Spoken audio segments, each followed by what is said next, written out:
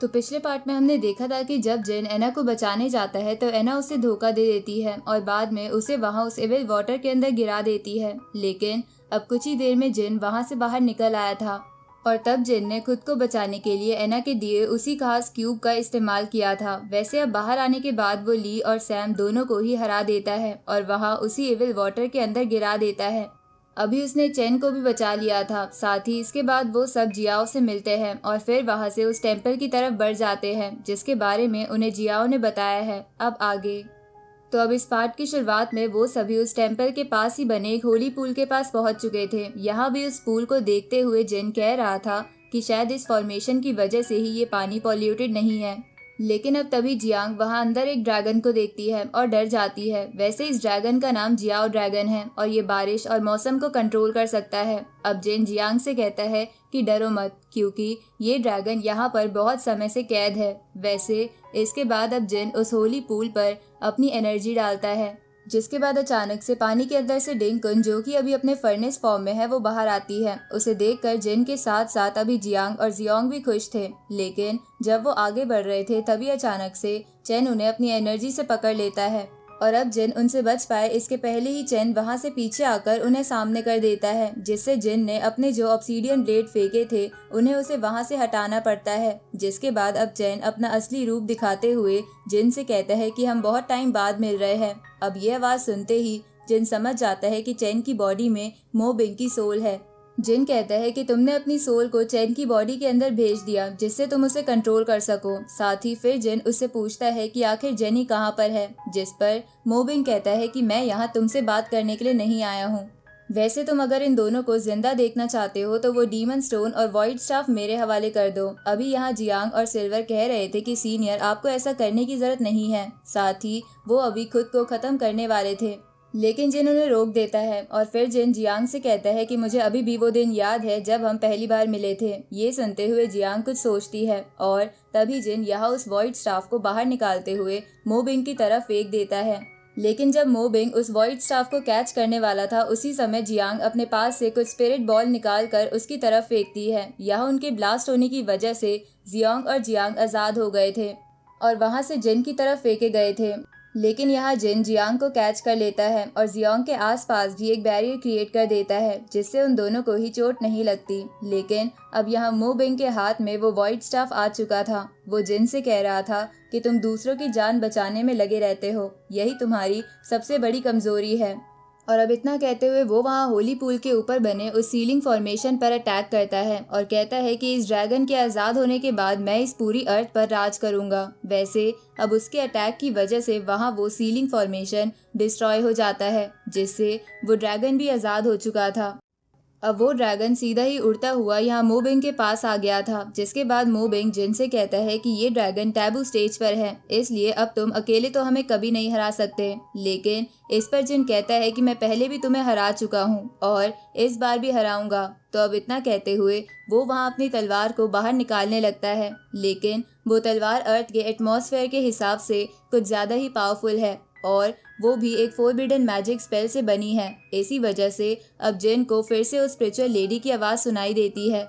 अभी वो एक बार फिर जिन की एक और सोल को ख़त्म कर रही थी, लेकिन जिन उससे कहता है कि आज भले ही मैं मारा भी क्यों ना जाऊं, लेकिन मैं इसे जिंदा नहीं छोड़ूंगा। पर अब इतना कहते हुए जिन उस स्पिरिचुअल एनर्जी को ही डिस्ट्रॉय कर देता है, जो देखकर मोबिंग भी हैरान था और कह रहा था कि तुम अर्थ के रूल्स को कैसे तोड़ सकते हो। असल में दूसरी वर्ल्ड से आए हुए लोग अर्थ पर अपनी पूरी पावर का इस्तेमाल नहीं कर सकते, क्योंकि यहाँ ज़्यादा पावरफुल स्पेल के लिए रूल्स बने हुए हैं। पर फिर भी जिन ने किसी तरह से उस रूल को तोड़ते हुए अपनी तलवार वापस बाहर निकाल ली थी। लेकिन अब तभी मोबिंग अचानक से जिन पर हमला कर देता है। यहाँ जिन उसके अटैक को डॉज करते हुए उसी पर हमला कर रहा था और कह रहा था कि तुम इस तरह के मामूली अटैक से मुझे नहीं हरा सकते। अब तभी मोबिंग फिर से उस ड्रैगन के ऊपर बैठ कर आता है और जिन पर पास से हमला करने लगता है। लेकिन अब जिन ने भी उस ड्रैगन को लात मारते हुए उसे वहां से दूर हटा दिया था, जिसके बाद वो 5 एलिमेंटल स्वॉर्ड्स के क्लोन्स क्रिएट कर वहां उस ड्रैगन पर मोबिंग पर हमला कर देता है। लेकिन अब ड्रैगन भी अभी घूमते हुए उन सभी क्लोन्स को डिस्ट्रॉय कर रहा था। वैसे अब तभी जिन वहां अपनी स्पिरिचुअल स्वॉर्ड को समन कर उससे हमला करने लगता है, लेकिन मोबिंग और वो ड्रैगन उसकी स्पिरिचुअल स्वॉर्ड को भी डॉज कर लेते हैं और जिन पर हमला करने लगते हैं। पर उसी दौरान जिन अपनी स्पिरिचुअल स्वॉर्ड को घुमाता है और वापस पीछे ले आता है, जिससे वो सीधा उस ड्रैगन से टकराती है और उस ड्रैगन की पूंछ कट जाती है। हालांकि वो ड्रैगन अभी भी मरा नहीं था। वैसे मोबिंग कह रहा था कि तुम सच में बहुत ताकतवर हो, लेकिन तुम इस ड्रैगन को नहीं हरा सकते। और अब इतना कहते हुए वो उस ड्रैगन की स्पेशल टेक्निक का यूज करता है, जिसके बाद ड्रैगन चिल्लाता है और वहां पर बहुत सारी इविल एनर्जी फैलने लगती है। यहाँ जियोंग और जियांग दोनों ने ही अपने कान बंद कर लिए थे और अभी जियोंग कह रहा था कि ये एनर्जी एटर्नल लाइफ स्टोन की एनर्जी से भी ज्यादा पावरफुल है। वैसे ये देखकर मोबिंग हंसता है और जिन से कहता है कि अब बताओ क्या तुम इसे रोक सकते हो। लेकिन अब ये सुनकर जिन ने तुरंत ही प्योर जेड स्टोन को वहां बाहर निकाल लिया था। वो यहाँ उससे पूरी इविल एनर्जी को डिस्ट्रॉय करते हुए कहता है कि वैसे भी आज तुम मरने वाले हो, इसलिए तुम्हें जितनी भी टेक्निक्स आती है सबका इस्तेमाल कर लो। और अब वहाँ सारी इविल एनर्जी एब्जॉर्ब करने के बाद जिन अपनी उस जाइंट स्पिरिचुअल स्वॉर्ड को फिर से समन कर हमला करता है। अभी मोबिंग उसे रोकने की कोशिश कर रहा था, लेकिन वो इस बार उस तलवार को नहीं रोक पाता, जिससे वो सीधा जाकर उस ड्रैगन को लगती है और ड्रैगन नीचे गिर जाता है। हालांकि बाद में मोबिंग देखता है कि उसकी बॉडी मतलब कि चेन की बॉडी पूरी तरह से ठीक है।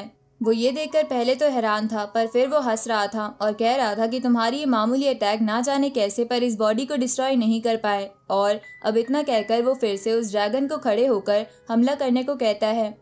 अभी वो ड्रैगन एक बार फिर अपनी एनर्जी का यूज कर रहा था, लेकिन जिन उसकी एनर्जी को रोकते हुए दिन को आवाज लगाता है, जो कि अभी उस होली वाटर के अंदर थी। जिन की आवाज सुनकर अब उसे होश आ चुका था। वो बाहर आती है और अपनी एनर्जी से मोबिंग और उस ड्रैगन को कंट्रोल कर लेती है, जिससे मोबिंग भी अपनी एनर्जी का इस्तेमाल नहीं कर सकता था और वो ड्रैगन भी हमला नहीं कर पा रहा था।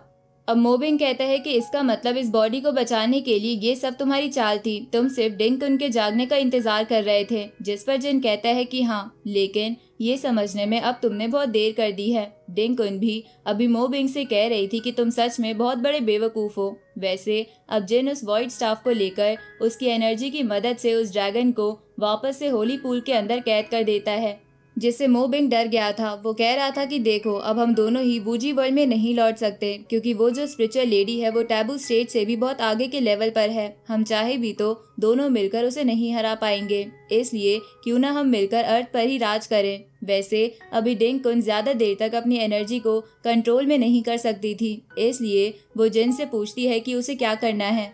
तो अब इस पर जिन कहता है कि हमें इसके साथ हाथ मिलाने की जरूरत नहीं है, जिसके बाद अब डिंकुन तुरंत ही मोबिंग की सोल को चेन की बॉडी से बाहर निकालती है और एब्जॉर्ब कर लेती है। वैसे अभी आसपास की जगह में बहुत सारी एविल एनर्जी फैली हुई थी, इसलिए जिन डिंकुन से उसे प्योरीफाई करने को कहता है, जिसके बाद डिंकुन वो सारी एनर्जी प्योरीफाई कर देती है। हालांकि अभी पूरा सी गॉड आइलैंड तो उस एविल एनर्जी से फ्री नहीं हुआ है, लेकिन फिर भी यहाँ पर जितना भी एविल ऑरा था वो पूरा प्योरीफाई हो चुका है। वैसे अब जिन वहाँ नीचे आकर जियोंग और जियांग से मिलता है। अभी वो दोनों ही ये सब जो हुआ उससे बहुत हैरान थे। अभी जियांग कह रही थी कि क्या हम जीत गए, जिस पर जिन कहता है कि हाँ, हम जीत गए। वैसे वो ये भी कहता है कि मुझे तुम्हें किसी से मिलाना है, और इसके बाद वो डिंकुन को वहाँ पर बुलाता है और कहता है कि ये मेरी दूसरी वर्ल्ड की दोस्त है। लेकिन अब बस उसके इतना कहते ही ये पार्ट यहीं पर एंड हो जाता है।